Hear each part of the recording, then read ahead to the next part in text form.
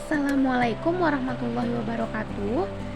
Perkenalkan, nama saya Mutiara Mesya dengan NIM 240701600058. Di sini saya akan menjelaskan mengenai perkembangan emosi remaja terkhusus pada perilaku self harm. Materi yang akan saya sampaikan yaitu remaja dan emosi, perkembangan emosi remaja, self harm, tujuan self harm, faktor penyebab self harm, dan cara mengatasi self harm. Nah, yang pertama kita bahas yaitu remaja dan emosi. Remaja merupakan masa transisi atau masa peralihan dari masa kanak-kanak ke masa dewasa. Individu pada masa ini dituntut untuk bisa beradaptasi dengan baik terhadap segala perubahan yang terjadi, sehingga mereka merasa tertekan dan mengalami stres. Emosi adalah perasaan yang muncul sebagai respon terhadap situasi atau peristiwa tertentu. Menurut Sarwono, ada 3 tahap perkembangan remaja. Yang pertama, ada remaja awal dengan rentang usia 11 hingga 14 tahun. Remaja pada masa ini masih dalam masa beradaptasi pada perubahan-perubahan yang terjadi pada tubuhnya. Mereka sering mengembangkan pikiran-pikiran yang baru, cepat tertarik pada lawan jenis, dan umumnya sering juga terjadi ketidakseimbangan emosional. Masa yang kedua yaitu remaja pertengahan dengan rentang usia 15 hingga 17 tahun. Nah, mereka pada usia ini cenderung memiliki sifat narsistik dengan menyukai teman-teman yang sama dengan dirinya. Remaja pada tahap ini umumnya masih pada tahap pencarian jati diri. Lalu yang terakhir yaitu tahap remaja akhir dengan rentang usia 18 hingga 21 tahun. Nah, pada masa ini umumnya remaja sudah mampu mengelola emosinya dengan baik selayaknya orang dewasa.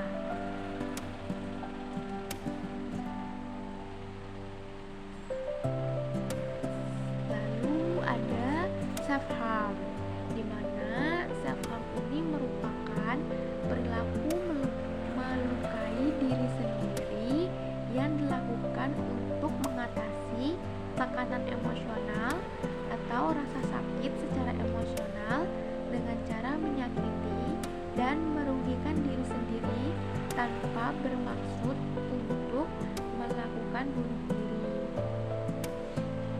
Namun, walaupun tidak bermaksud untuk bunuh diri, Tresno dalam bukunya menyebutkan penelitian melaporkan bahwa 70% percobaan bunuh diri dilakukan oleh individu yang sebelumnya pernah melakukan self harm.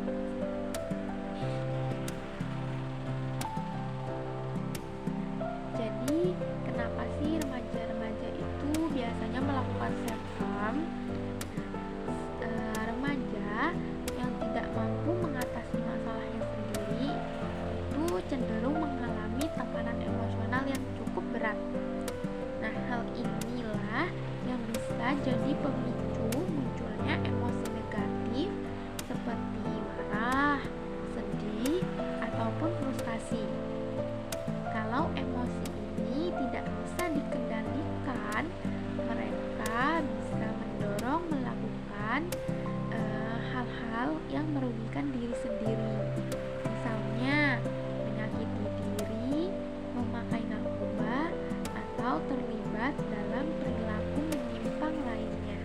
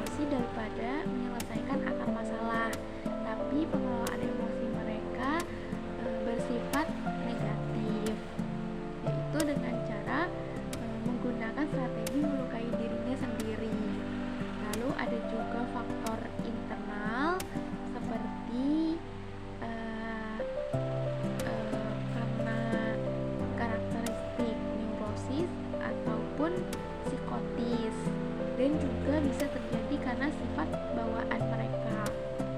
Lalu ada faktor eksternal yang berhubungan dengan trauma yang disebabkan karena lingkungan sekolah dan pola asuh dalam keluarga yang kurang baik.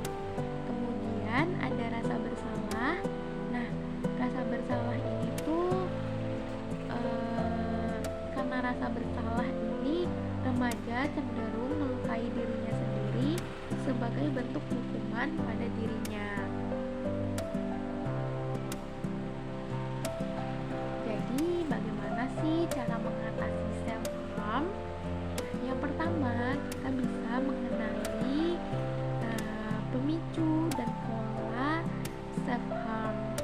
Jadi, kita bisa mencatat pola self-harmnya itu kayak kapan terjadinya, di mana, dan apa yang terjadi sebelum kita melakukannya.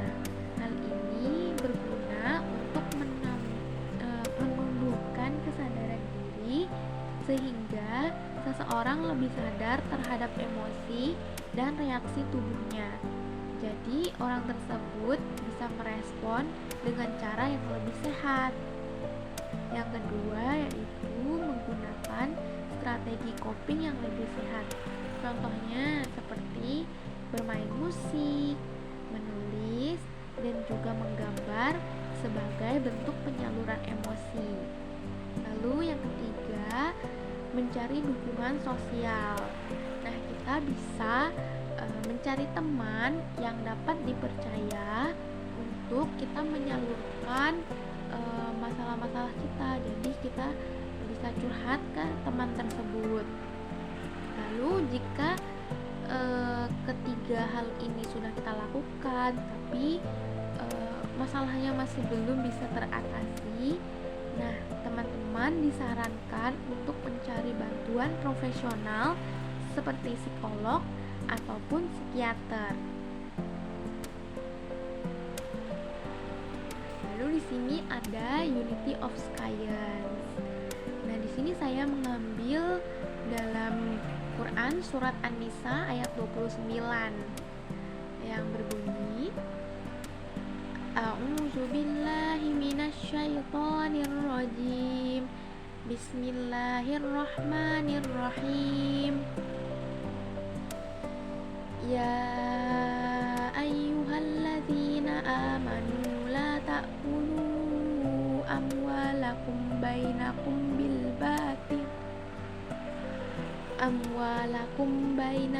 bil batil illa an takuna tijaratan an taradim minkum wala taqtulu anfusakum innallaha kana bikum rahima. Yang artinya, wahai orang-orang yang beriman, janganlah kamu memakan harta sesamamu dengan cara yang batil atau tidak benar, kecuali berupa perniagaan atas dasar suka sama suka di antara kamu. Dan janganlah kamu membunuh dirimu. Sesungguhnya Allah adalah Maha Penyayang kepadamu.